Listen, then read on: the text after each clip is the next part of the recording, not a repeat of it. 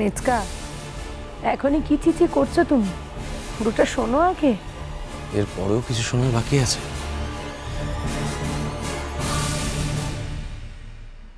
এর পরেরটাই তো শোনার। উর্বশীর মাকে বাপি টাকা পয়সা সম্পত্তির ভাগ সব দিয়েছিলেন, ঠিক যা যা চেয়েছিল।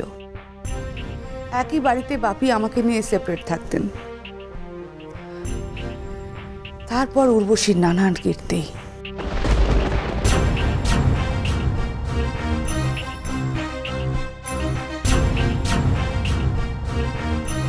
যদিও মেয়ের সামনে মার চরিত্র নিয়ে আমি কোনো আলোচনা করতে চাই না। তারপর যখন আমি বড় হয়ে যাই, বাপি একদিন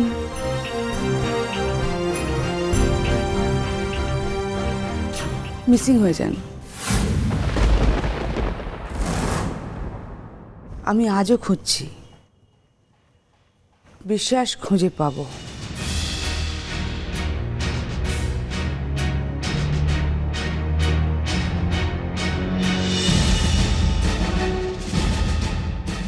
তাই ওদের আমি যতটা চিনি, আপনাদের কারোর পক্ষেই কি ততটা চেনা সম্ভব?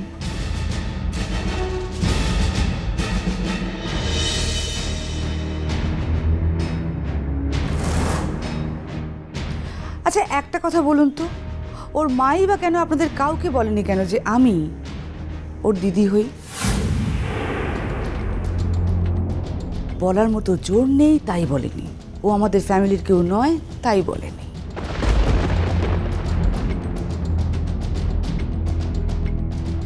উর্বশীর মা ওর পাপের ভার আমার বাপির ঘাড়ে গছাতে চেয়েছিল।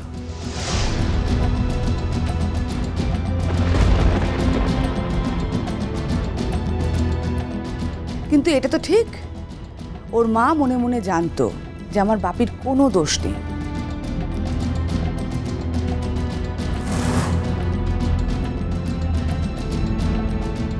হয়তো উর্বশীও জানে, তাই আপনাদের কিছু বলতে চাইনি।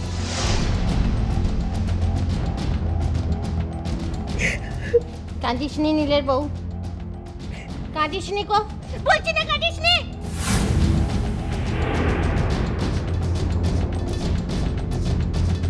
কথাগুলো আমি বলতাম না, বলতে হলো আমার মেয়ে ক্রাইসিসের জন্য।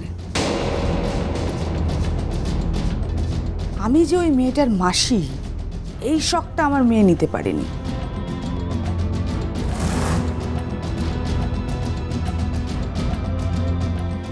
সে কারণে আমাকে এখানে এই কথাগুলো বলতে আসতে হলো।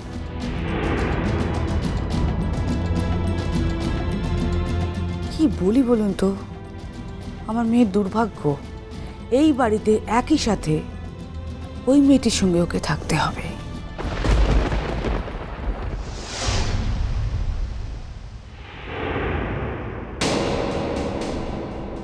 মেনে নিলাম আপনার কথাই ঠিক আন্টি, যদিও আমাদের হাতে কোনো প্রমাণ নেই। আপনার মুখের কথাই সত্যি যদি ধরি, তাহলে বলতে পারেন আন্টি এর মধ্যে কাজলের দোষটা কোথায়?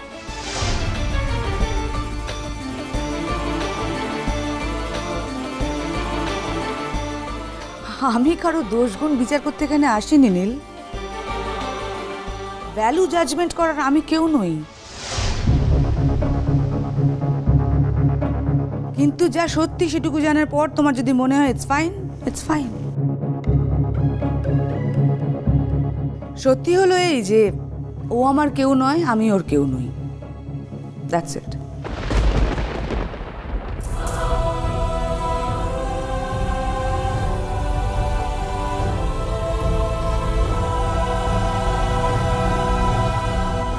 দাদু ভাই, এবে মুখ গোটে কথা বলতে চাই।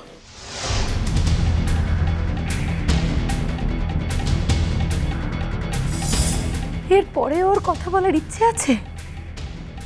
আমি হলে তো।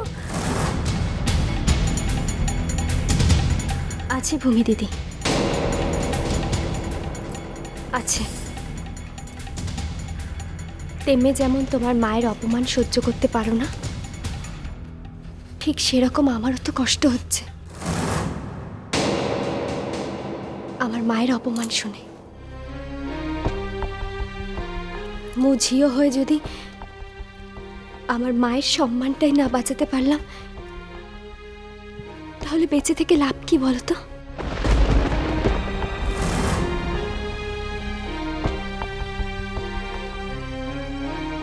তোমার মা একাই সব কথা বলে গেলেন। মোর মা তো এখানে ছিলেন না, তাই তিনি কোনো কথাই বলতে পারলেন না।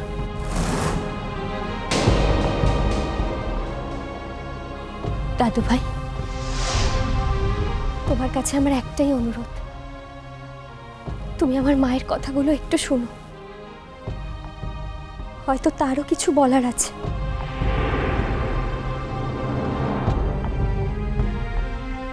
না না, একা ডেকে নয়, সেদিন দুজনেই এখানে থাকবে। কি ভূমি, লাল, এই মেয়েটি কি আমার জন্য বিচার সভা বসাতে চাইছে নাকি? মা, এই কাজল দেখো, বাড়াবাড়ি কিন্তু একটা সীমা আছে। হ্যাঁ,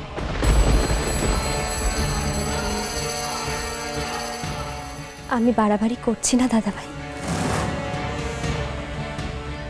সেদিন যদি ভূমি দিদির মায়ের আসতে অসুবিধে থাকে, তাহলে উনি আসবেন না।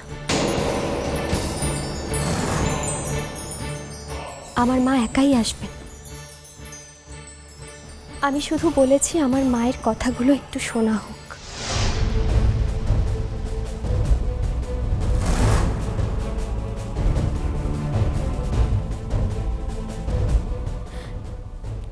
আমার মায়ের এবং আমার পরিবারের সম্পর্কে যে কীর্তি কাহিনীগুলো আমি শুনেছি, তারপরেও আমি আর চুপ করে থাকবো না।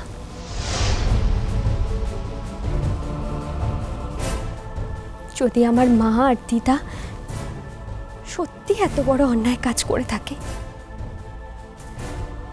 তাহলে আমি ঝিও হয়ে আমার মাকে বর্জন করব।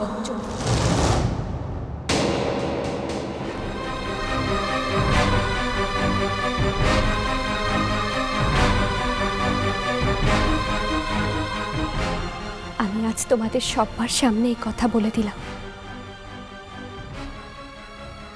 আমি খোঁজ নেব, সব জানব, আর যদি আমার মা আর দিদা এই অন্যায় কাজ না করে, যদি এই সব কিছু মিথ্যে রটনা হয়, তাহলে মুখে একদম ঝমা ঘষে দেবে। আমার মা আর দিদার নামে যে বা যারা এই কাদা ছিটিয়েছে, তাদের কাউকে আমি ছেড়ে দেব না।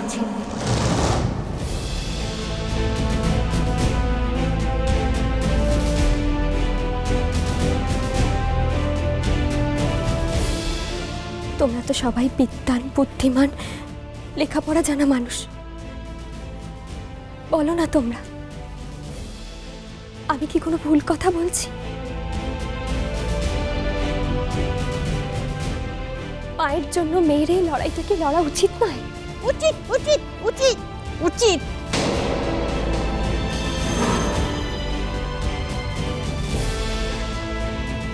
লড়াইটা তুমি একা লড়বে না কাজল।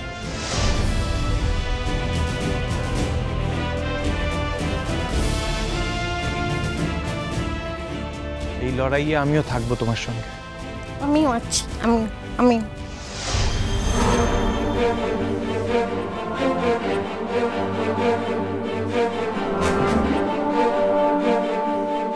এই কথাগুলোর প্রমাণ আমিও চাই।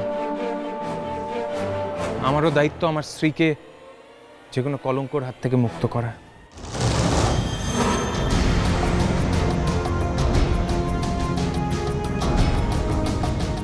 সব খোঁজ খবর নেওয়ার পর নিশ্চয়ই আরেকবার আপনার সঙ্গে দেখা হবে আন্টি। সেদিন যদি প্রমাণ হয় আপনার সব কথা ঠিক, তাহলে চিরকালের জন্য সঙ্গ ছাড়বো ওই পরিবারের।